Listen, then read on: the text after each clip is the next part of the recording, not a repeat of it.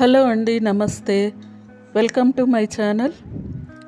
ఇవాళ మన ఛానల్లో మజ్జిగ పులుసు ఎలా చేయాలో తెలుసుకుందాము.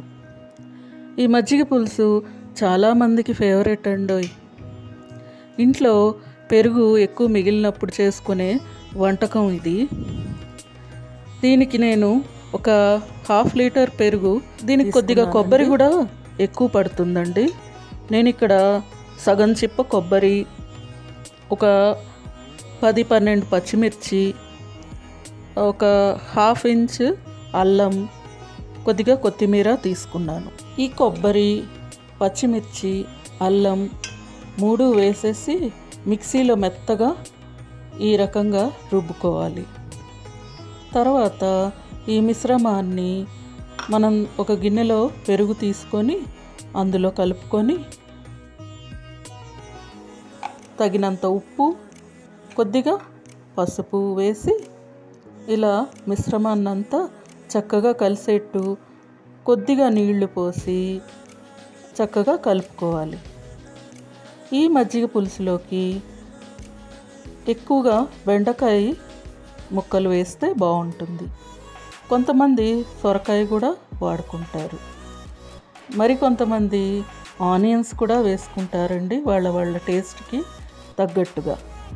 అయితే నేను ఇక్కడ బెండకాయ ముక్కల్ని ముందుగా కొద్దిగా ఆయిల్ వేసి ఫ్రై చేసి అప్పుడు ఈ మజ్జిగ పులుసులో వేసానన్నమాట.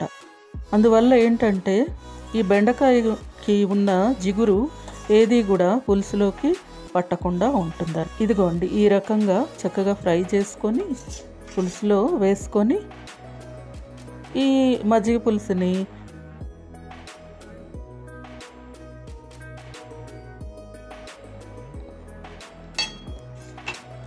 రెండు మూడు పొంగులు వచ్చేదాకా బాగా ఈ మజ్జిగ పులుసుని కాచుకోవాలి. అయితే దీనికి ముందుగా పులుసు చిక్కదనం రావటానికి ఒక 2 స్పూన్ల బియ్యపిండి, కొద్దిగా శనగపిండి 2 ఈ రకంగా నీళ్లు పోసి పల్చగా కలుపుకొని ఈ మిశ్రమాన్ని మజ్జిగలో కలిపినట్టయితే కొంచెం చిక్కదనం వస్తుందండి. పులుసు కమ్మటి రుచి కూడా వస్తుంది. ఇలా పులుసు బాగా 2-3 పొంగులు వచ్చాక చివరికి ఈ కొత్తిమీర, కొద్దిగా కరివేపాకు వేసుకొని కొద్దిగా తాలింపు పెట్టుకొని ఈ పులుసుకి చేర్చి ఇంకొద్దిసేపు కాగాక దింపి సర్వ్ చేసుకోవటమేనండి. ఇక్కడ చూడండి, నేను కొద్దిగా నూనెలో మెంతులు, కొద్దిగా ఆవాలు, ఇంగువ వేసి ఈ రకంగా పోపు పెట్టుకున్నానండి. ఈ పులుసు ఆ రోజు తినటానికి బాగుంటుంది. ఇంకా మరుసటి రోజుకైతే ఊరి చాలా బాగుంటుందండి. ఒకసారి ట్రై చేయండి.